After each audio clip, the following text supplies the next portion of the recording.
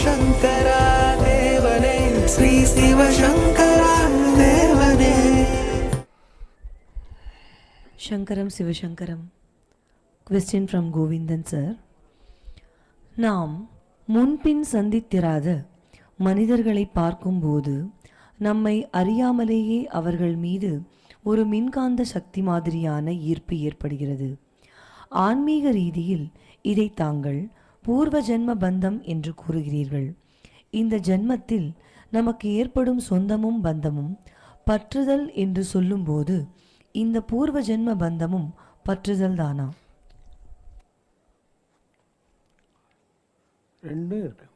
சில பேரை பார்த்தா நமக்கு ஒரு க்ளோஸ் ஃபீலிங், ஒரு ஃப்ரெண்ட்லி ஃபீலிங் வருது. சில பேர் நமக்கு சம்மந்தமே இருக்காதான் அவங்கள பார்த்தா ஒரு மாதிரி கோவமாக வெறுப்பாக வர்றது. அப்போ ரெண்டுமே பழைய கனெக்ஷனில் வர்றது தான். Not only love and thing but also anger and hatred are also interconnected previous birth. அது ஆத்மாவில் பதிவாகி இருக்கக்கூடிய விஷயம், இந்த பிறவியில் வர்றதில்லை. ஏன்னா இப்போ தான் ஃபர்ஸ்ட் டைம் நம்ம அவங்கள பார்க்குறோம்.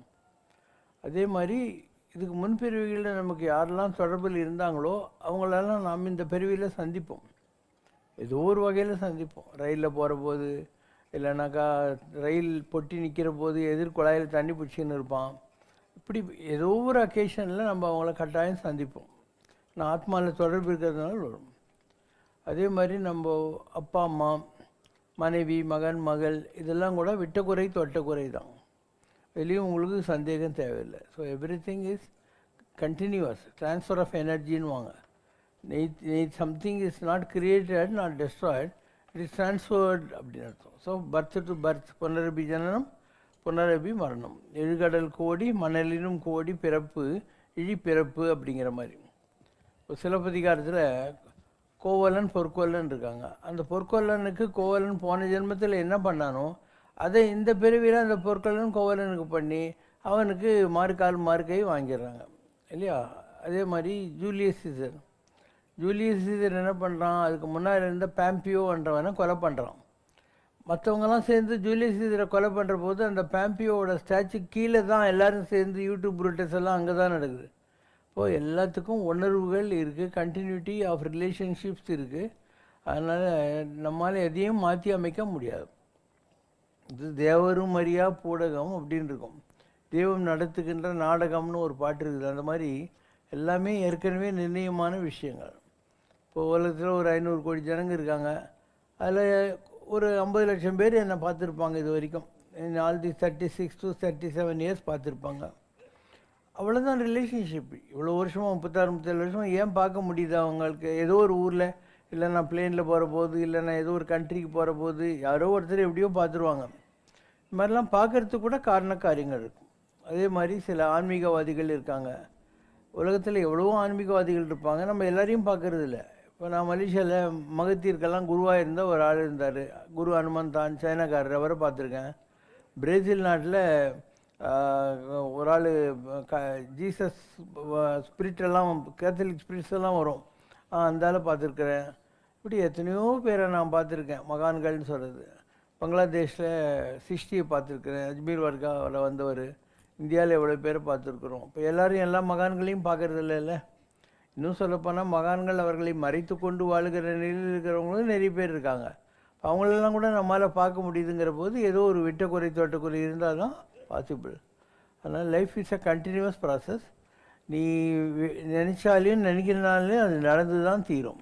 அதனால் கவலையே படுத்தது இல்லை. You are only a mute witness to whatever happens around you. You are never a performer. தங்கள் அடியவர்கள் யாரிடத்திலும் தங்களுக்கு அட்டாச்மெண்ட் எதுவும் இல்லை என்றாலும் கூட தனது குடும்ப தலைவனை இழந்த பல அடியவர்கள் குடும்பங்களுக்கு தாங்கள் ஒரு கேர்டேக்கராக இருந்து வருகிறீர்கள். எவ்வுயிரும் தம்முயிர் போல் பாவிக்கும் தாங்கள் அந்த குறிப்பிட்ட குடும்பங்களுக்கு மட்டும் ஒரு கேர்டேக்கராக இருப்பதற்கான காரணம் என்ன? அது கூட தங்களது பூர்வ ஜென்ம பாக்கி சாக்கியா? There are two things.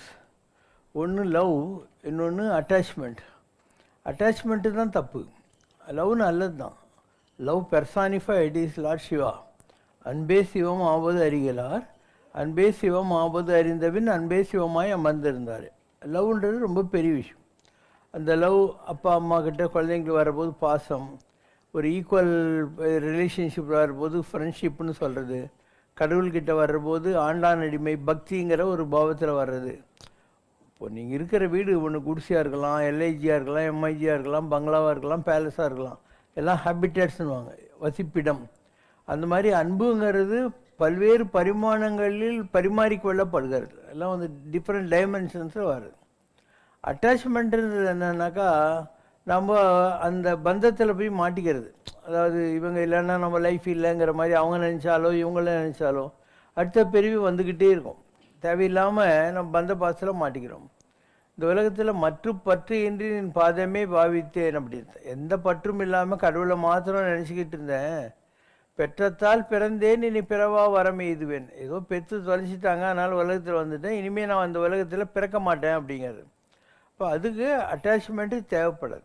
நான் ஆஸ்திரேலியாவில் போயிட்டு ஒரு வாரம் இருந்துட்டு வந்தேன் முதல்ல. அப்போ அங்கே ஒரு ஆள் இருந்தார், அமெரிக்கா ஆஸ்திரேலியாவில் செட்டில் ஆனவர். அவர் எனக்கு எழுதினார், பாபா நான் அமெரிக்காவிலேருந்து ஆஸ்திரேலியாவுக்கு வேலை நிமித்தம் மாறி வந்தபோது ரீலொகேட் ஆனபோது என் சொந்தக்காரங்க ஒரு 10 பேர் ஏர்போர்ட்டில் நியூயார்க்கில் வந்து எனக்காக ரொம்ப ஃபீல் பண்ணாங்க. ஆனால் உங்களுக்கு எந்த சம்மந்தமும் இல்லை, எங்கள் ஊருக்கு முதல் தடவை நீங்கள் வந்துட்டு போகிறீங்க, அப்போ பெருத்து ஏர்போர்ட்டில் ஒரு 100 பேர் நாங்கள்லாம் வந்து உங்களுக்கு சி ஆஃப் பண்ணினோம். So now I understand what is the difference between love and அட்டாச்மெண்ட்னார். எங்கள் சொந்தக்காரங்க எனக்கு சி ஆஃப் கொடுக்க வந்தது வந்து அட்டாச்மெண்ட்டு, சம்மந்தமே இல்லாத உங்களுக்காக இவ்வளோ பேர் ஏர்போர்ட்டில் வந்து சி ஆஃப் பண்ணாங்க இல்லையா, அதுக்கு பேர் தான் லவ் அப்படின்ற வார்த்தையை சொன்னார். அதுக்கப்புறம் அவர் சொன்னார், I am writing my story, hence my life is still a mystery. I am writing my story, my life is still a mystery. You are writing his story, பெரிய H கடவுள். Your life is becoming history அப்படின்னார். இப்போ இதெல்லாம் தான் தனக்கென வாழா பிறர்க்குரியாளர் உண்டாலும்மை உலகம். மற்றவங்களுக்காக யார் வாழ்கிறாங்களோ தனக்குன்னு வாழாமல் அவங்களால தான் இந்த உலகம் இயங்குகிறது அப்படின்ட்டு புறநானூற்றில் சொல்லப்படுகிறது. அப்படி இருக்கிறவங்க எப்படி இருப்பாங்களாம்? இந்திரர் அமிழ்தம் உண்டலினும் பழிவுடன் வரின் கொள்ளலார் ஆயுர்வேலர் புகழினின் உயிரும் கொடுக்குவர். இந்திரனுடைய அமிர்தமே கிடைச்சா கூட பழி பாவத்தோடு வருதுன்னா போயா எனக்கு வேணான்னு வாங்கலாம், புகழ்னா ஓகே பரவாயில்ல அப்படின்னு சொல்லிட்டு உயிரையும் கொடுப்பாங்களாம். இதுதான் உலகத்தினுடைய வரலாறுன்னு சொல்கிறாங்க. இப்போ எல்லாராலையும் இது முடியாது. இப்போ நீங்கள் எல்லாம் இருக்கீங்க, உங்களுக்கு ஸ்ட்ராங் அட்டாச்மெண்ட்ஸ் இருக்குது, பந்த பாசம் இருக்குது, தப்புன்னு நான் சொல்லலை. You are still in the learning process of love. You have to expand on the love to understand what is அருள். அன்பு வேறு அருள் வேறு. அன்பு என்பது ஒன்றன் தன்மை அமரரும் அறிந்ததென்றால் கம்பன் சொன்னான். அன்புன்றது என்னன்னு தேவர்களுக்கே தெரியாது. திருவள்ளுவர் என்ன சொல்கிறாரு? அருளினும் அன்பியின் கொழுவிங்கிறார். அருள் என்பது அன்பு என்ற தாய் பெற்று போட்ட குழந்தை அப்படிங்கிற வார்த்தையை பயன்படுத்துறாரு. கொஞ்சம் புரியாமல் இருக்கும். ஒரு மாம்பழத்தை நீ சாப்பிட்ற, அந்த கொட்டையை துப்பிட்ட, அதுலேருந்து ஒரு சின்ன செடி வருது, அது மாமரம் ஆகுது. அந்த மாமரத்தில் 100கணக்கான மாம்பழம் வரும். அப்போது ஒரு மாங்கொட்டை இருக்குது இல்லையா, அது அன்பு. அதில் அருள் பழுத்த பழமேங்கிற மாதிரி பெரிய அருளுங்கிற மரம் வரும், அதில் அன்புங்கிற மாம்பழங்க வரும். ஸோ அன்பு அருளாகிறது, அருள் அன்பாகிறது. இப்படி தான் இந்த டிரான்ஸ்ஃபர் நடந்துக்கிட்டே இருக்கும். ஸோ அன்பெனப்படுவது யாதென கேட்டேன். அதுக்கு என்ன தெரியுமா பதில் சொன்னான் அந்த ஆள் கவிஞன்? அழித்துப்பார் என்று இறைவன் சொன்னான். அன்புனா என்னன்னு சொல்லி கேட்டேன், கொடுத்து பாடுறா அப்போ தான் அது என்ன புரியுனார். அன்பெனப்படுவது யாதென கேட்டேன், அழித்துப்பார் என்று இறைவன் சொன்னான். இப்படி எல்லா அனுபவங்களால் தான் தெரியும். புக்கிலெல்லாம் படித்து அன்பை எப்படி ஃபீல் பண்ண முடியும், அருள்னா என்னன்னு எப்படி தெரிஞ்சு கொள்ள முடியும்? ஒரு சித்தார்த்தன் இருக்கான். ஒரே ஒரு நாள் அரண்மனையை விட்டு வெளியே போய் நிறைய மூப்பு பிணம் எல்லாத்தையும் பார்த்த உடனே ஒரு அஃபெக்ட் ஆயிடுறான். நைட்டு அரண்மனையை விட்டு கிளம்பி மனைவி மகன் எல்லாரையும் விட்டு காட்டுக்கு போய் கடுந்தவம் இருந்து அவனுக்காக போதி மரத்தடியில் புத்தகையால் ஞானி ஒருத்தன் இதுக்கு முன்னே அடக்கமானவன், இல்லை இவனுடைய ஆத்மாவே இருக்கலாம், அது கடிச்சு அவன் புத்தன் ஆயிடுறான். வந்துட்டு அவனுடைய நாட்டிலேயே அவன் பிச்சை எடுத்துன்னு இருக்கான். அப்போ அவனுடைய மனைவி சொல்லி அனுப்புகிறான், அந்த பாவி மனுஷனை என்னை வந்து 5 நிமிஷம் பார்த்துட்டு போக சொல்லுங்கன்ட்டு. புத்தர் கூடயே ஆனந்தான்னு அவருடைய சிஷ்யம் ஒருத்திருப்பான், அவன் கூடவே தான் இருப்பான். அப்போது புத்தர் சொல்கிறாரு, என் ஒய்ஃப் பழைய பூர்வாசிரம ஒய்ஃப் கூப்பிட்றா, என்னை பார்த்தா எமோஷ்னலாக இருப்பா, நீ இருந்தால் கொஞ்சம் டெலிகேட்டாக இருக்கும், அதனால் நீ கொஞ்ச நேரம் வெளியே நில்லுன்னு சொல்லிட்டு ஒரு உள்ளே போகிறாரு. போன உடனே அந்த மனைவி இவருடைய தொண்டை பிடிச்சி குலுக்காத குறையா பாய் மனுஷா என்னமோ பெருசாக லவ் பண்ணுறேன்னு சொன்னியே, இதுதான் லவ்வா, நான் அனாதையாக இருக்கேன், என் புள்ள அனாதையாக இருக்கான் அப்படின்னு சொல்லி அந்த ஆள் திட்டுவாள். எல்லாத்தையும் அவர் வாங்கிக்குவார். வாங்கிட்டு, நான் உன்னை இப்போ லவ் பண்ணலன்னு உனக்கு யாராவது சொன்னாங்களா? நான் இப்பயும் தான் உன்னை லவ் பண்ணுறேன். ஆனால் இந்த அன்பு உங்கள்கிட்ட கற்றுக்கிட்டேன், என் பிள்ளைகிட்ட கற்றுக்கிட்டேன், எங்கள் அப்பா அம்மா கிட்ட கற்றுக்கிட்டேன். நான் யசோதராகிட்டையும் மாயாவதிக்கிட்டையும் சுத்தோதனன்கிட்டையும் கற்றுக்கிட்ட அன்புடைய எக்ஸ்பேன்ஷன் தான் நான் உலகத்தில் இருக்கிற எல்லார்கிட்டையும் காட்டுறது அப்படிங்கிற வார்த்தையை அவர் பயன்படுத்துவார்.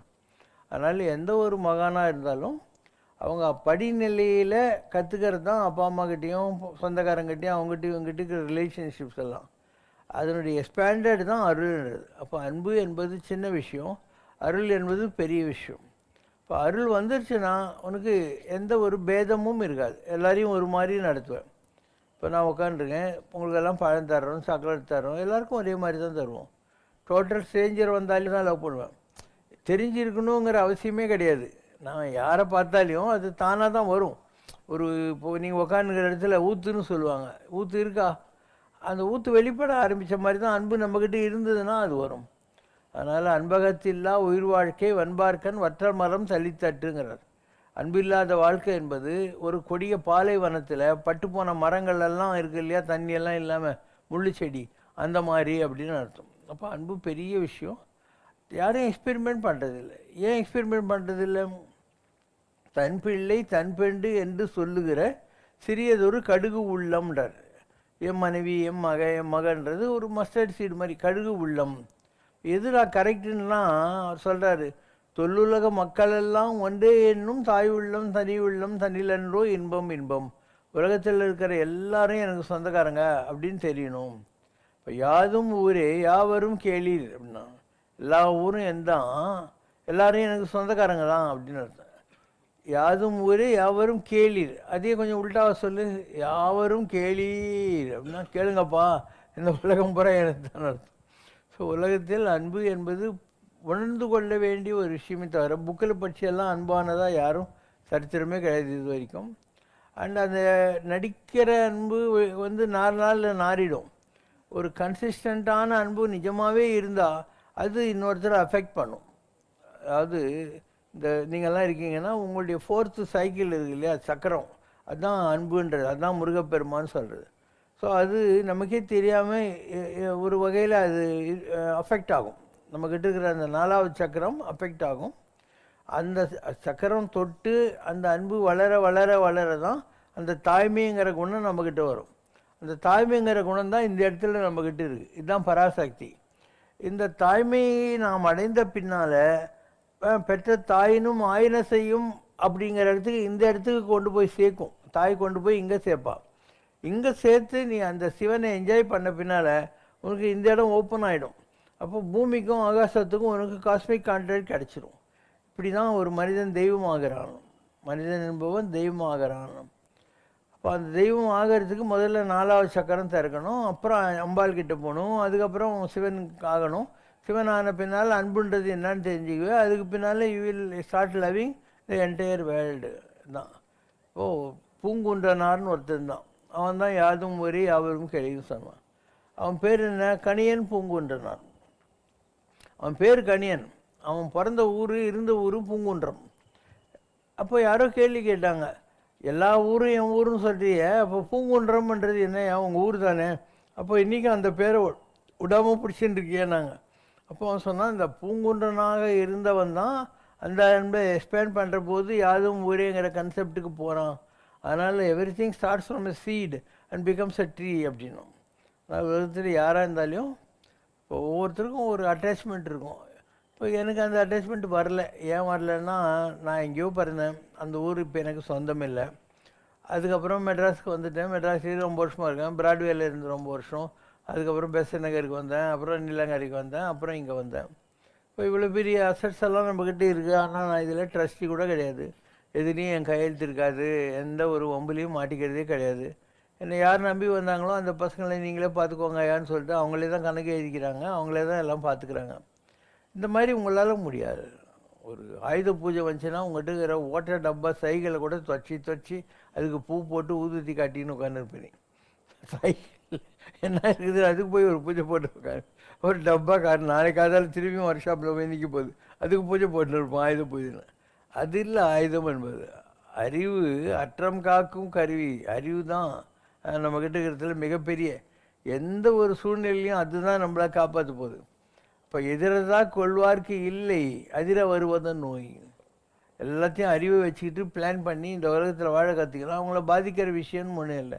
தே cannot be disturbed by any nonsense of this world அப்படிங்கிற மாதிரி ஆகிடும். இதில் பல நிலைகள் இருக்குது. காமம் வேறு, காதல் வேறு.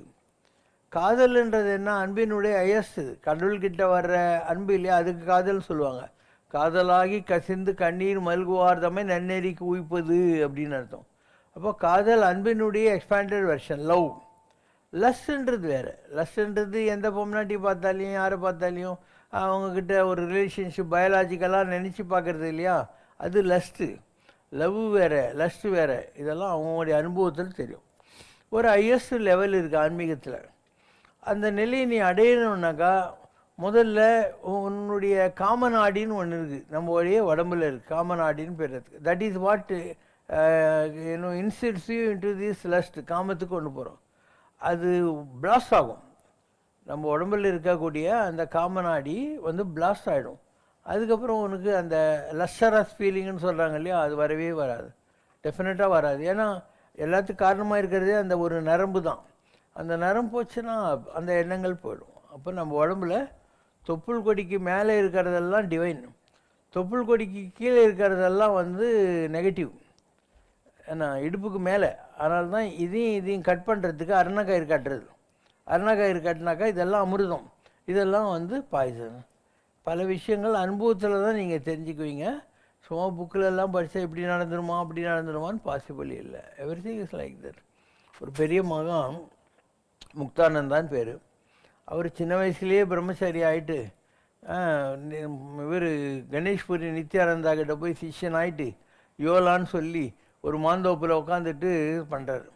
அந்த மாந்தோப்பில் உட்காந்துக்கிட்டு அவர் அந்த சாதனா பாத்தில் போகிற போது அவருக்கு பராசக்தியோட அனுகிரகம் கிடைக்கணும். பராசக்தி எப்படி இருப்பா, புடவை கட்டின்னு அவங்க குமரன் சில்க்லேயும் நல்லி சில்க்லேயும் ரவிக்கை தைச்சி போட்டுனா வருவா. அவன் நேக்கடாக தான் இருப்பான், நிர்வாணமாக தான் இருப்பாங்க எல்லா தெய்வங்களும். அண்டு அந்த மாதிரி ஒரு அழகான ஒரு பொம்பளை சஜஸ்டிவாக எதிரில் நிற்கிற போது இந்த ஆளுக்கு பயங்கர ஃபீலிங் வருது.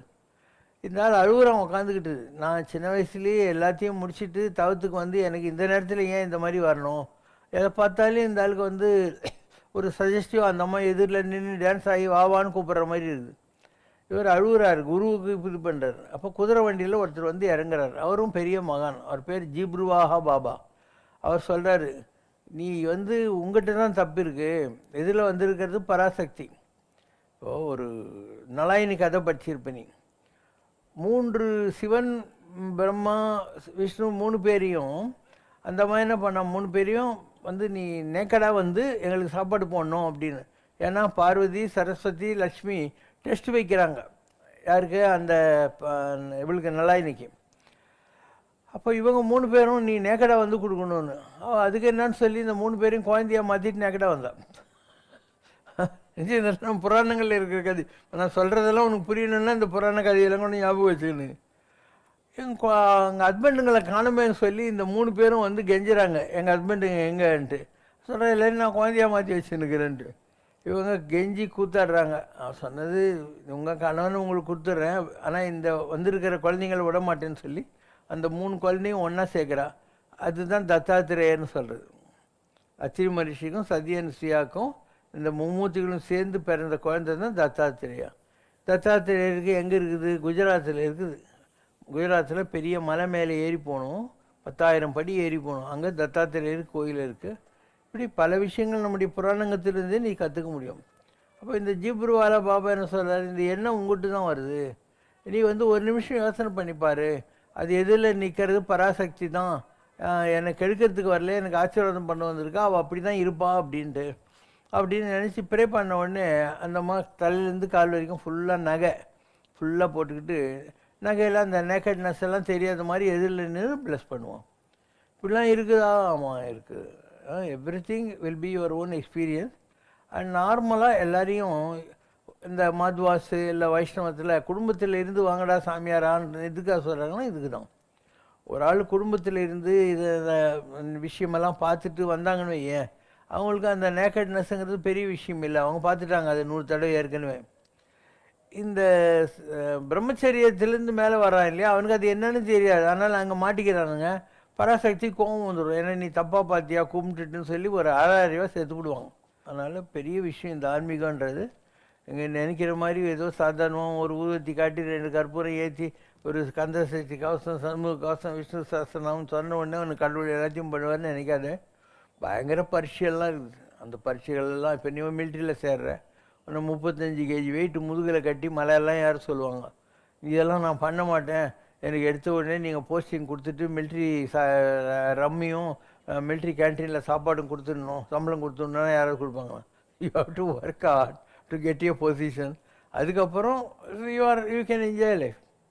அதாவது மிலிட்ரியில் நீ சேர்ந்துட்டு ஒரு போஸ்ட்டுக்கு வந்துட்டேன்னா அப்புறம் நீ ஒன்றும் செய்ய தேவையில்லை. எல்லாம் ரூம்குள்ளேயே உட்காந்து டிஸ்கஷன் நடக்கும், மேப்பை வச்சு இந்த இடத்துல இந்த விரோதி இருக்கான், இது இருக்கான், இது இருக்கான். அந்த மாதிரி ஆன்மீகம் கூட ஆரம்பத்தில் ரொம்ப கஷ்டப்பட்டு ஒரு உயர்ந்த நிலையை பிடிக்கணும். அந்த நிலைகளை அடைஞ்ச பின்னால் வேறு ஒன்றுமே பாக்கி இருக்காது. You know your job and you know what is right what is wrong, எல்லாமே உனக்கே தெரிஞ்சிடும். ஓகே. பரமாத்மா என்பது ஒரு பேரொளி. அதிலிருந்து ஒரு சிறு துகளாக வெளிப்படும் ஜீவாத்மாவும் மனித உடல் என்ற கண்டெய்னருக்குள் இருக்கும் உருவமற்ற ஒளிதான் என்று தாங்கள் பல அருளுரைகளில் தெரிவித்திருக்கிறீர்கள். அப்படி இருக்கும்போது ஆத்ம நிலையில் ஒளியாக வாழும் தங்களது ஆத்மா ஒரு உருவத்துடன் கூடிய பூரண பிரம்மமாக காட்சி தருகிறது எவ்வாறு என்பதை விளக்கியருள வேண்டுகிறோம். கான்ஷியஸ்னஸுடன் பக்தர்களுக்கு நேரடியாக அருளும் தங்களது ஆத்ம நிலையின் அதே வலிமை நமது பூரண பிரம்ம பெருமாளுக்கும் உள்ளதா? நீங்கள்லாம் கூட அதே தான். நீங்கள் உங்கள் எல்லார்கிட்டேயும் கடவுள் இருக்கார். அந்த கடவுளை உங்களால் வெளியே கொண்டு வர முடியல. நற்றவத்தவர் உள்ளிருந்து ஓங்கும் நமச்சிவாயம்.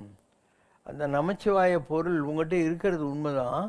அதை உள்ளிருந்து ஓங்க வைக்கணும். நீ அதை மேலே கொண்டு வரணும். மேலே கொண்டு வர்றதுக்கான பிரயத்தனங்கள் நீங்கள் இறங்கலை. உங்களை பொறுத்து மாத்திரம் சாமி ரூமில் போய் ஒரு ஊற்றி விளக்கு ஏற்றிட்டு ஒரு படையல் மேக்ஸிமம் இல்லைன்னா ஒரு தேங்காய் வச்சுடுவீங்க, அவ்வளோதான் கடவுள் உங்களை பொறுத்து மாத்திரம். அப்படிலாம் முடியாது. நீ உட்காந்துருக்கிற இடத்த தோணுனா தான் இதில் மணல் களிமண் தண்ணி, அதுக்கு கீழே பெட்ரோல், அதுக்கு கீழே தங்கம் வரும். அந்த மாதிரி கேளுங்கள் கொடுக்கப்படும், தட்டுங்கள் திறக்கப்படும், தேடுங்கள் கண்டடைவீர்கள் தான் ஆன்மீகம். அப்போ வெளியிடப்படாத ரகசியம் இல்லை. தகுதி உடையவனவனும் அவனுக்கு எல்லாம் பிரகாசப்படுத்தப்படும், தகுதி அற்றவனிடத்திலோ உள்ளதும் பறிக்கப்படும் தான் பைபிள். இப்போ அந்த தகுதிகள் நீங்கள் தான் தேடணும். நீங்கள் தேடினீங்க.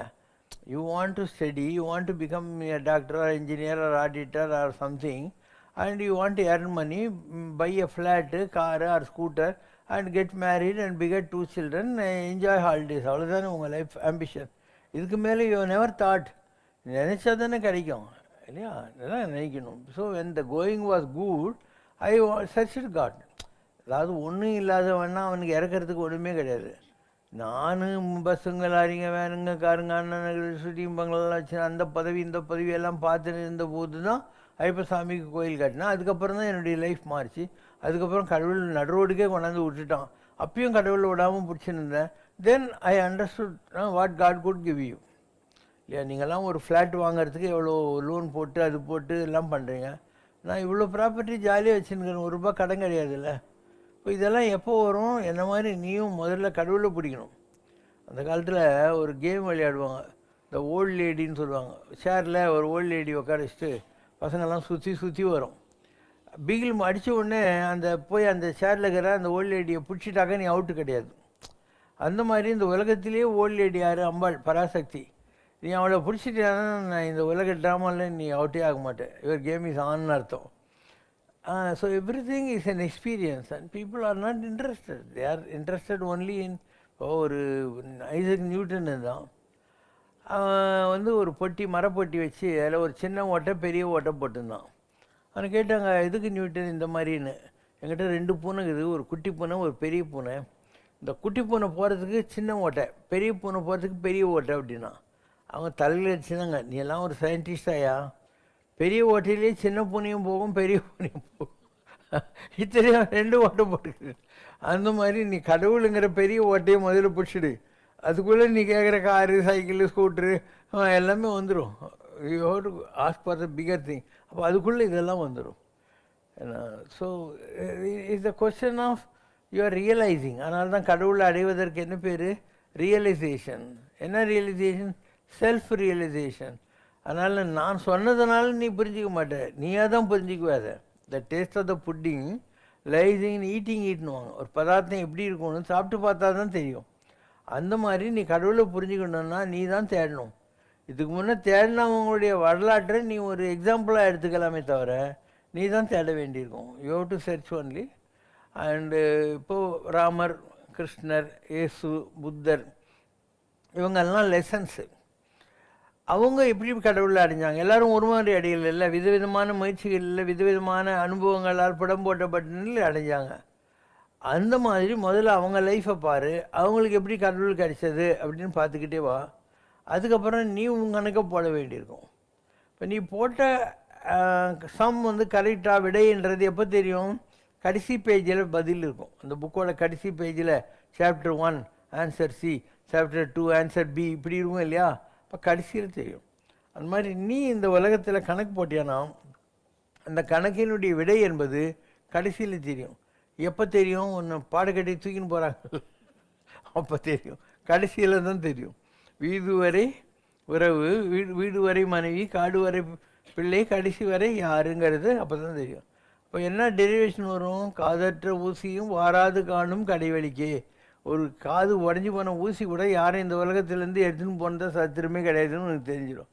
அப்போ நீ இந்த உலகத்தில் என் பிள்ளை, என் பெண்டுங்கிற அந்த பாவத்திலிருந்து வெளியே வரும். எனது யானும் வேறாகி யாதும் எவரும் யானாகும் இதய பாவனாதீதம் அருள்வாயே. எல்லாரும் நான் தான், எல்லாமும் நான் தானே தெரிஞ்சுக்கணும். எல்லா உலகும் என் வசமாயின, எல்லா உயிரும் என் உயிராயின, மண்பதை கிறங்கும் தென்பலக்காவல், இதெல்லாம் தான் அந்த டெரிவேஷன் சொல்லக்கூடியது. அப்போது எனது யானும் வேறாகி என்றது மீ அண்ட் மைண்ட் ஷுட்டு கோ, எல்லாமே நான் தான், ஆல் இன் மீங்கிற ஒரு பாவனை வரணும். யானாகி என்னை விழுங்கி தானாய் தன்னை நின்றது தற்பரமே. நானுங்கிற ஒரு பாடியில் ஈகோவை முடிச்சுட்டு கடவுள் மாத்திரம் இந்த உடம்புக்குள்ளே தனியாக இருப்பார். அப்போ உன் உடம்பு கோயில் ஆகிடுது. உன் உடம்பு ஆலயம், உள்ளம் பெருங்கோயில், உன் உடம்பே கோயில் ஆகிடும். So every thing is an experience and you won't understand by bookish knowledge or by hearing to any number of lectures.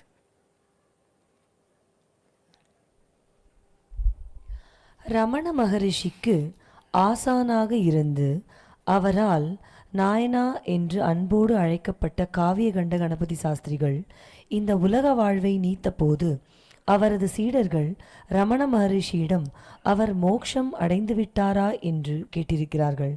அதற்கு புகழ், மக்கள் செல்வாக்கு இவற்றுக்கு ஆசைப்பட்ட அவர் எவ்வாறு மோட்சம் அடைந்திருக்க முடியும் என்று ரமண மகரிஷி அந்த சீடர்களுக்கு பதில் கூறியிருக்கிறார். கலியுக அவதாரமாகிய தாங்கள் தங்களது ஆன்மீக வாழ்வில் புகழையும் மக்கள் செல்வாக்கையும் என்றுமே தேடி போனதில்லை.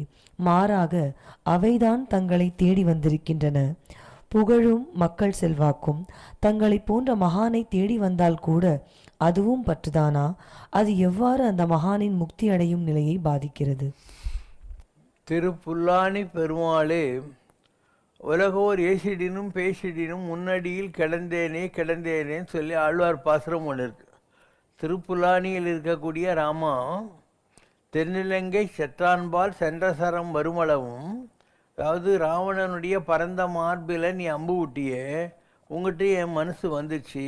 தென்னிலங்கை செற்றான்பால் சென்ற சரம் வருமளவும் உலகோர் ஏசிடினும் பேசிடினும் திருப்புல்லானி பெருமாளே, என் மனசு உங்கள்கிட்ட வந்துச்சு ராமா, அதனால் நான் உன் அடியில் தான் கிடப்பேன் அப்படிங்கிறது ஆழ்வார் பாசம். அதனால் இந்த உலகத்தில் இருக்கிறவங்க மற்றவங்க மதிக்கணுங்கிறதுக்காகவோ மற்றவங்க நம்மளை திட்டுறாங்கன்றதுக்காகவோ கடவுளை தேடுறதோ தேடாமல் போகிறதோ இல்லை. அது அவங்கவுங்களுடைய அனுபவத்துக்காக அவங்கவுங்க செய்கிறது. அவரவர் இறையவர் குறைவிலர் இறையவர். எந்த கடவுள் நீ எப்படி கும்பிட்டாலே அதில் எந்த குறையும் இல்லவே இல்லை அப்படின்னு. ஸோ நமக்கும் வெளிநாட்டுக்காரங்களுக்கும் இதுதான் வித்தியாசம். ஜூலியஸ் சீசரை கொலை பண்ணிடுறாங்க. அப்போ ஆண்டனின்ட்டு அவனுடைய க்ளோஸ் ஃப்ரெண்ட் இருக்கான். ஆனால் அங்கே இருக்கிற எல்லாருமே இந்த புரூட்டஸ் கேஷியோ இந்த குரூப்பில் மயங்கி அவங்க ஜூலியஸ் சீசரை கொண்டது ரைட்டு தாங்கிற மாதிரி ஒரு மித்தில் மாட்டின்னுக்கிறாங்க. இவன் எப்படியாவது அவங்கள மாற்றணும், தன்னுடைய தாட்டுக்கு மாற்றணும். அதனால் ஷேக்ஸ்பியர் எழுதின ஆண்டனி ஸ்பீச்சில் இவன் அதை தான் பண்ணுவான். அவங்கள பார்த்து சொல்கிற போது ஃப்ரெண்ட்ஸ், ரோமன்ஸ், கண்ட்ரிமேன், லென்மியோரிய சொல்லுவான். நண்பர்களே, உங்கள் காதுகளே எனக்கு கடன் கொடுங்கள், நான் உங்களுக்கு சில விஷயத்த சொல்லணும் அப்படின்னு அப்படியே வாழைப்பழத்தில் ஊசி ஏற்றுற மாதிரி அவன் சொல்லிக்கினே போவான். ஒவ்வொன்றா சொல்லின்னு வரும். when that the poor have wept, Caesar had cried. Do you call this now? Caesar அழுதானே ஏழைங்களுக்காக, அதை பார்த்து உங்களுக்கு இவங்க சொல்கிறது பொய்ன்னு தெரியலையா அப்படின்வான். யூ ஆல் டி சீசர் அந்த லூப்பர் கால், 3 தடவை நீங்கள் அவன் தலையில் முகடத்தை வச்ச போது வேணான்னு சொன்னானே, அந்த சீசர் ஆம்பிஷியஸாக இருந்தான், அவரிஷியஸாக இருந்தான்னு நீங்கள் நம்புறீங்களா அப்படின்வான். அவங்கெல்லாம் கொஞ்சம் அஃபெக்ட் ஆகிறாங்கன்னு தெரியும். உடனே என்ன பண்ணுவோம், அப்படியே கொஞ்ச நேரம் சைலண்ட்டாகிட்டு பெருமூச்சு வாங்கிட்டு, my heart is there in the coffin with Caesar, I have to pause until it comes to him. இது என் மனசு சவப்பட்டியில் இருக்கிற சீசர்கிட்ட போயிடுச்சு, அது திரும்பி வர்ற வரைக்கும் நான் கொஞ்சம் வெயிட் பண்ணுறேன் அப்படின்னு. இப்படியே அவங்கள ஒரு தூண்டி விட்டுக்கின்னு இருப்பாங்க. எமர்ஜென்சி அந்த ஆளுங்களெல்லாம் பண்ணுவோம். அந்த மாதிரி இப்போ இவன் என்ன சொன்னான், திருப்புலானி பெருமாளே என் மனசு உங்ககிட்ட வந்துச்சுன்றான் நம்பாள். அவன் என்ன சொல்கிறான், மை ஆர்டிஸ்ட் தேர் இந்த காஃபின் வித் சீசர், சவப்பொட்டியில் இருக்கிற ஜூலியஸ் சீசர்கிட்ட என் மனசு போகணுன்னு சொன்ன வெள்ளைக்காரனுக்கும் புலானியில் இருக்கிற ராமர்கிட்ட என் மனசு வந்ததுன்னு சொன்ன நம்ம ஆளுங்களுக்கும் எவ்வளோ வித்தியாசம் இருக்குது இல்லையா. சீசர் அவனே சேர்த்து போட்டான், அவனை கட்டிக்கின்னு என்ன ஆக போகுது நமக்கு. இப்படி அப்ரோச்சில் வித்தியாசம் இருக்குது, ஒவ்வொருத்தருடைய அப்ரோச்சில் வித்தியாசம் இருக்குது. உலகத்திலேயே அழியாத வஸ்துன்னா என்ன, கடவுள் தான் இல்லையா, அதை விட ஒன்றுமே இல்லை. அதனால் சம்ரஷண ஒரு பாட்டு இருக்கு, உயர்ந்த வஸ்து நீதான் சங்கரா, எனக்குள் இருக்கும் உயர்ந்த வஸ்து நீதான் அல்லவா, உலகெங்கும் இருக்கும் உயர்ந்த வஸ்துவும் நீயே அல்லவா, எனக்குள் உன்னை இருத்தி வைப்பதே ஞானம் அல்லவா, ஒருவா நீயே நானாய் நானே நீயாயாவோம் அல்லவா, ஒன்றாயாவோம் அல்லவா, ஒன்றாயாவோம் அல்லவா, ஒன்றாயாவோம் அல்லவா. விதையாய் விழுந்தது பயிராய் எழுந்தது நீரால் அல்லவா, முழு விறகாய் இருந்தது சாம்பல் ஆனதும் நெருப்பால் அல்லவா, உயிருடன் இருப்பதும் உடலை சுமப்பதும் காற்றால் அல்லவா, எங்கள் நீரும் நெருப்பும் காற்றும் பாபா நீயே அல்லவா, என்றும் நீயே அல்லவா, என்றும் நீயே அல்லவா. நிறைய பாட்டு இருக்குது நம்மகிட்ட சம்ரஷனால. அதனால் இட்ஸ் அ கொஸ்டின் ஆஃப் வெள்ளத்தனையது மலர் நீட்டம், மாந்தர்தம் உள்ளத்தனையது உயர்வு. தண்ணி 4 அடி ஆழமாக இருந்தால் தாமரை 4 அடி தான் கீழே போகும், 400 அடி இருந்தால் 400 அடி போகும், 40 அடி இருந்தால் 40 அடி போகும். அந்த மாதிரி மனிதர்கள் எவ்வளோ பெரிய விஷயங்களை நினைக்கிறாங்களோ அவ்வளோ வாழ்க்கையில் அவங்களுக்கு வரும். வெள்ளத்தனைது மலர் நீட்டம்ங்கிற மாதிரி மாந்தர்தம் உள்ளுவது எல்லாம் உயிர்வுள்ளல், பெருசாக நினைக்கிறது, மற்றது தள்ளினும் தள்ளாமை நீர்த்து. நினைக்கிறேன் நடக்கிற, அதை பற்றி உனக்கு என்ன கவலை, நினைக்கிறது பெருசாக நினைக்கணும் நீ அப்படின்னு அர்த்தம். ஸோ வாழ்க்கை என்பது அனுபவங்கள் தான். அதனால் எல்லாருக்கும் கடவுள் பொதுசு தான், யாருக்கும் கடவுள் அந்நியப்பட்டவன் அல்ல. நம்ம எல்லாருக்குமே கடவுள் தான் அப்பா அம்மா. இடர்களையும் மாதா பிதாவென நான் உன்னை வரித்தேன், இனி யாதாமால் யாதாம், இனி என் கஷ்டத்தெல்லாம் போக்குறேன், அம்மா அப்பாவை நான் அவனை வச்சுருக்கேன், நீ என்னன்னா என்ன நீ தான் பார்த்துக்க போகிற அப்படின்னு அர்த்தம். இப்போ ரொம்ப பெரிய விஷயம் கடவுள் தான். அம்மா அப்பா தடித்த ஓர் மகனை தாயடித்தால் தந்தை அணைப்பன், பெருதுருகால் தந்தை அடிப்பின் தாய் அணைப்பல். அம்மா அடிச்சா அப்பா கேட்பானா, ஏண்டி பச்சை பள்ளியை போட்டு அடிக்கிறேன்ட்டு. அப்பா அடிக்கிற போது அம்மா சொல்லுவாங்க, ஏங்க குழந்தை எப்படி பண்ணுறீங்கன்ட்டு ஓடி அவனை ஹக் பண்ணிக்குவான். எனக்கு உற்ற தந்தையும் தாயும் பொடித்திருமேனி அம்பலத்தாடும் புனிதானி ஆதலாலே, சிவபெருமானே நீ தான் எனக்கு அம்மா, நீ தான் எனக்கு அப்பா, ரெண்டுமே நீ தான்.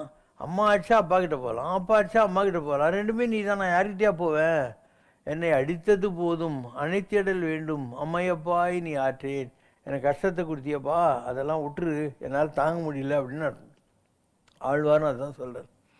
தருதுயரம் தடாயில் என் சரணல்லார் சரணில்லை, நீ கொடுக்குற கஷ்டத்தில் நீ தடுக்கவில்லைன்னா எனக்கு போகிறதுக்கு வேற புகழகலாக அடி இல்லையா, அது உங்கள்கிட்ட தான் இருக்குது. அந்த மாதிரி ஒரு எனக்கு கண்ணை காட்டுகிற பாதங்கள் வேறு எங்கேயுமே கிடையாது. ஸோ தடித்து இது கடவுளே, என்னை நீ அடித்தான்னா நான் எங்கே போவேன்? என்னுடைய உடல் பொருளாவி எல்லாத்தையும் உங்கள்கிட்ட கொடுத்துட்டு நான் வந்து வெறுமையாக தானே உட்காந்துருக்கேன் அப்படின்னு அர்த்தம். தருதுயரம் தடாயில் நீ சதல்லார் சரியில்லை வெறிகுழு மழல் சூழ் வித்துக்கோடு கேரளாவில் இருக்குது, பெருமாள் கோயில் இருக்காங்க. அம்மானே அரிசனத்தால் ஈன்றதாய் அடித்திருந்தும் மற்றவள் தான் அருள் நினைந்து அழும் குழவி அதுபோன்று இருந்தேனே. குழந்தைய அம்மா அடித்தா கூட அம்மான்னு தான் கத்துமா. அந்த மாதிரி நீ என்ன கஷ்டம் கொடுத்தாலும் நான் உனதாண்டா இது பண்ணேன். ராமர் ஒரு தவக்கலையும் மெரிச்சிட்டாராம், அது கத்தவே இல்லையாம். ராமர் கேட்டாராம், தவக்கலை கதை அப்படி சொல்லக்கூடாது இல்லை, தவக்கலை நீ ஏன் கத்தலைன்னு. அப்போ தவக்கலை சொல்லிச்சான், வேறு யாருன்னா மெரிச்சா நான் ராமாங்க கூப்பிடுவேன், மெரிச்சதே நீ தானே, நான் யாரெல்லாம் கூப்பிட்றது அப்படின்னுச்சான். அந்த மாதிரி நமக்கு ஒரு ப்ராப்ளம் கடவுள்கிட்டேருந்து வருதுன்னா அது நமக்கு புரியாமல் போகலாம், அதில் ஏதோ ஒரு நல்லது இருக்குன்னு நமக்கு புரியாமல் போகலாம். அந்த மாதிரி வாழ்க்கையில் கடவுள்கிட்ட நீ வந்து சரண்டர் ஆகிட்டீங்கன்னா என்ன, கண்டிஷனல் சரண்டர் கிடையாது, கண்டிஷன்டு சரண்டர். கண்டிஷனல் சரண்டர்னா நீ எனக்கு 80 மார்க் வாங்கி கொடுத்தியானாக்கா உனக்கு தேங்காய் உடைப்பேன் அப்படின்றது. இல்லை எனக்கு இந்த மாதிரி ஒரு கார் வந்துச்சுன்னா உனக்கு நான் 100 ரூபா போடுறேன் உண்டியில்ன்றது. இதெல்லாம் கண்டிஷனல் சரண்டர். கண்டிஷன்டு என்ன, நன்றிய வரினும் சீதையை விளைக்கணும், நல்லது கெட்டது எது வந்தால் என்ன, எது நீ தான் அதுக்கு பொறுப்பு அப்படிங்கிற மாதிரி. ஸோ அந்த கண்டிஷ்னல் சரண்டர் இல்லாமல் கண்டிஷன்டு சரண்டர் உனக்கு வந்துச்சுன்னா நீ கடவுளை அடைஞ்சிருவேன் இல்லையா. ஒரு பிரகலாதனையும் அப்பர் சுவாமிகளையும் யானை காலில் மெடுறாங்க, மலையில தள்ளுறாங்க, கல்லை கட்டி கடலில் போடுறாங்க. அப்பயும் அவன் நம்ம நாராயணாங்களாம் இவன் அவன் நமச்சான்றான். கடவுள் அவங்க 2 பேருக்கும் கிடைச்சாங்களா இல்லையா. அந்த மாதிரி ஏன்னா கடவுள் என்பவன் நம்ம எல்லார்கிட்டையும் இருக்கிறவன். உன் மூலமாக யோசிக்கிறவன், உன் மூலமாக சந்தோஷப்படுறவன், உன் மூலமாக கஷ்டப்படுறவன் எல்லாமே அதே கடவுள் தான். கடவுள் என்றால் எல்லாவற்றையும் கடந்து நமக்கு உள்ளே இருக்கக்கூடிய வஸ்து அப்படின்னு அர்த்தம். So it is he who is bearing all the crosses. நம்ம தப்பாக நினச்சிட்டு இருக்கோம் நம்ம ஏதோ கீக்கிறோன்ட்டு. இந்த மாதிரி இல்லை, நம்ம எல்லாருமே ஒரு சமுத்திரத்தில் இருக்கிற அலைகள் மாதிரி. அலைகளும் கடலும் ஒன்றே தான்.